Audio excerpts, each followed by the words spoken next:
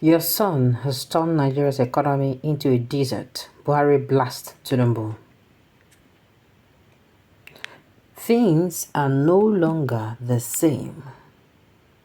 Not even the so-called acclaimed Democrat President Bola Ahmed Tinubu took over from the dictator Muhammad Buhari, who had devastated the economy and enriched his own people. Insecurity has been a major problem, a major concern. It has been 8 months since Tinubu took over from Buhari. Hundreds of people have been murdered. In a single day, almost 200 people murdered in Plateau State by suspected Fulani militia. Yet, Tinubu felt comfortable inside the Aso Rock. He traveled out of the country every time people were said to be murdered or kidnapped. Kidnapping in Nigeria has become a lucrative business that many people are involved in. The anti-people policies implemented by Tinubu has harmed numerous businesses in the country and led to the premature death of hundreds of people. It is obvious that Tinubu is enforcing the International Monetary Fund (IMF) agenda against the desires of the people. Nigeria's current inflation rate stands at 29% and is projected to reach 49% in the second quarter. This indicates a looming disaster if the government fails to address the issue promptly. People are already expressing their discontent with the economic hardship in the country by shouting "Ibiun Pawa." Tinubu has been using the Lagos template to replicate the problems of over 200 million Nigerians. He removed fuel subsidy without providing any other alternatives, deliberately causing the demise of many businesses and leaving people feeling hopeless, all while benefiting from the people's taxes. Tinubu is not as messy as the sojourn of the Yoruba Ronu claimed, and he can never be like Awolowo or MK Abiola. He is not different from Joseph Stalin, who brought in a live chicken, plucked it until it was naked and bleeding, and found the chicken with grain despite the pain. Tinubu has never been a genuine leader, as he claims, not even in the southwest, where innocent people have been murdered and kidnapped by Fulani herdsmen. Our people can no longer go to their farmland to farm because of the fear of the unknown. Famine has engulfed the country, leading to widespread hunger and deaths. The prices of food have skyrocketed due to the many farmers abandoning their land. Unfortunately, the Tinubu government has failed to address this critical situation. Until the Nigerian government is ready to end this hedonment, if not, we will transition from inflation to famine. The famine in the country is a reality, showing that Tinubu has emphatically proven to be economically illiterate. Contrast to the desperate and misleading claims made by his supporters prior to the presidential election. The cost of living has skyrocketed considerably, and even the minimum wage is not sufficient to purchase a single bag of rice, let alone meet other financial needs. The way forward, Tinubu needs to stop giving governors palliative to share. The governors are pursuing their own selfish interest. Instead, they should distribute palliative to those in need rather than favoring their party members and leaving vulnerable people helpless. Meanwhile, palliative care can never and will never cushion hunger solve Nigeria's problem.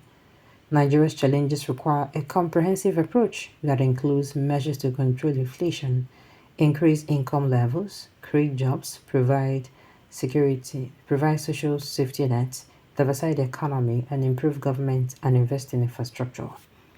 The Tinubu administration should give priority to diversifying the economy, particularly by fostering growth in sectors such as agriculture, manufacturing, and technology. This approach can generate the additional job opportunities and lessen reliance on important goods. He should prioritize economic revival and strategize resource management for Nigeria's benefit rather than solely enriching his associates. Those who shouted Yoruba Ronu before the 2023 presidential election are now lamenting because their once admired son for causing them hardship. Many have lost their jobs, and numerous businesses have been shut down due to the anti-policy enacted by their own son. Now that we have a common enemy, we need to show the world that Yorubas are not bastards. All of us need to come out en masse and protest against Tinubu, who only feeds his family with our patrimony and has enslaved 200 million Nigerians under IMF and anti-people policies. Elections truly have consequences. Elections truly have consequences. The policies and decisions of our leaders indeed have impact on our lives, either positive or negative. Tinubu policies have turned millions of Nigerians into beggars. Try. Now, wow, turn millions of Nigeria into beggars. I did do. I know if you talk again. In fact, we are tired. Papa God, I beg you in Jesus' name. Please, I am begging you, save us before we march. Please, in Jesus' name. Oh. Men of the same feather, Buhari and Tinubu are the same. Certainly the writer have lost his brain in his presentation and make me know it is not Buhari talking here. They use Buhari name while the whole language used to indicate a sponsored bastard. The same way they sponsored Boko Haram to destroy Jonathan's government, and then to us, they've started using another strategy, and the sellouts among us have started crying and singing the song, and putting it, okay, and putting it in their mouths. Who is going to farm in the dry season? What do you plant now that cow is destroying?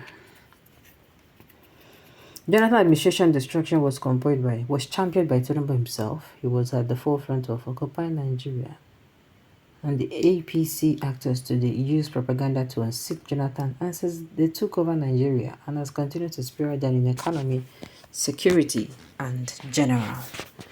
The only solution to Nigeria is total restructuring with real federation units where all units are independent but have a weak center.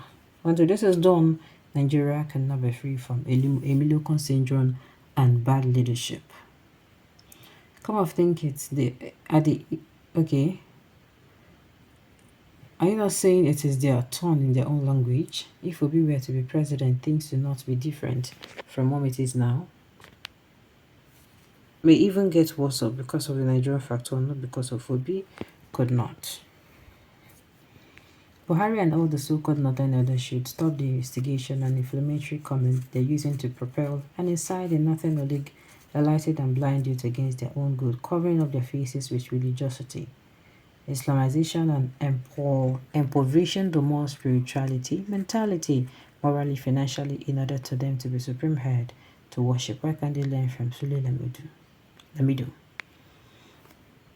It is Tinubu's turn, or by this turn, bad ants Nigeria will run the nation to the detriment of Nigeria's economic downturn.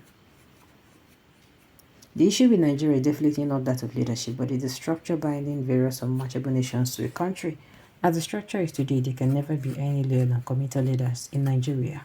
Every tribe sees power as an opportunity to take over the national cake, to plunder it with the sole aim of enriching its own, while other tribes outside the corridors of power fight back and sabotage the tribe in power against non-inclusion. The circus continues. PTO. Okay, the circles continue. All right. On this note, we've come to the end of the news. So thank you for tuning in to listen. Until I come your way next time, enjoy the rest of your day.